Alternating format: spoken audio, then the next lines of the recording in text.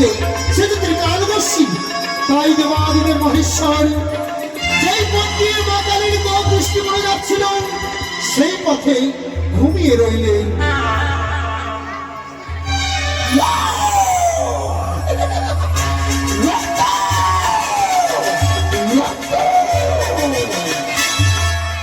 মারে সে দেখো মা, এইভাবে মা কালীর উৎপত্তি। এসো, এই মা কালকে সন্তুষ্ট করতে হবে তোমায়, তবেই যে তোমার প্রতি এই কাল ছায়া সরে দাঁড়াবে।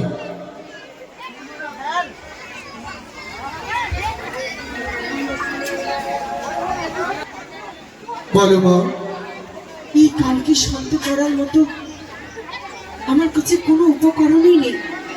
কি দিয়ে আমি কালের পুজো করবো? শোনো মা, কথায় কথায় চেয়ে দেখো সকাল হয়ে গেছে, পূর্ব দিকে সূর্য উদয়। আর বিলম্ব নয়, চেয়ে দেখো এই নদীর ধারে গঙ্গা মাঝে কুলবধূরা স্নান করতে এসেছে।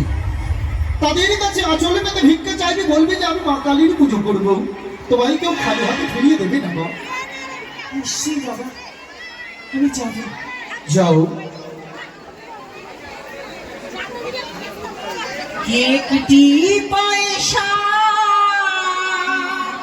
পুজোর সামগ্রীগুলো নিয়ে আসবে। দাগো বাবু,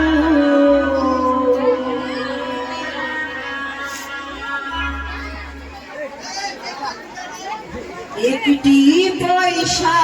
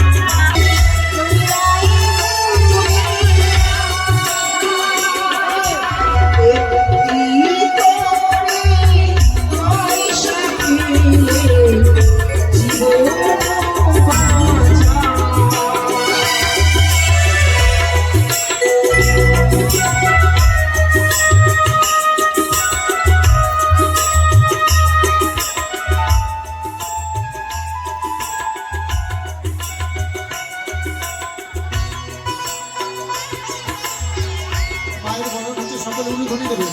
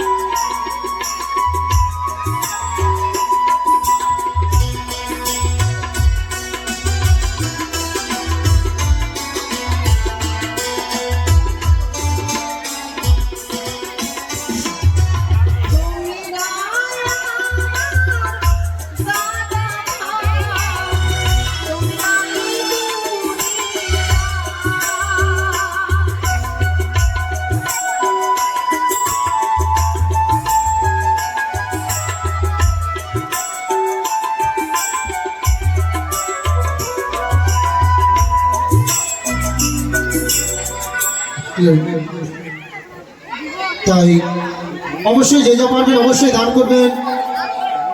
বেহুলাবালি আজ ঘর বিপদে পড়েছে, মা কালকে সন্তুষ্ট করার জন্য আপনাদের কাছে আঁচল পেতে ভিক্ষে চাইছে, কেউ খালি হাতে ফিরিয়ে দেবেন না। এরপরে শুরু হবে বেহুলাবালি নিজ হস্তে এই মা কালীকে সন্তুষ্ট করবে। তাই বসুন, আমাদের নায়কবাবু ওনার সকল পরিবারবর্গ মিলে মা কালীকে বরণ করে নিচ্ছে। তাই এরপরে শুরু হবে আমাদের মা কালী শ্মশান কালীর পুজো। হ্যালো।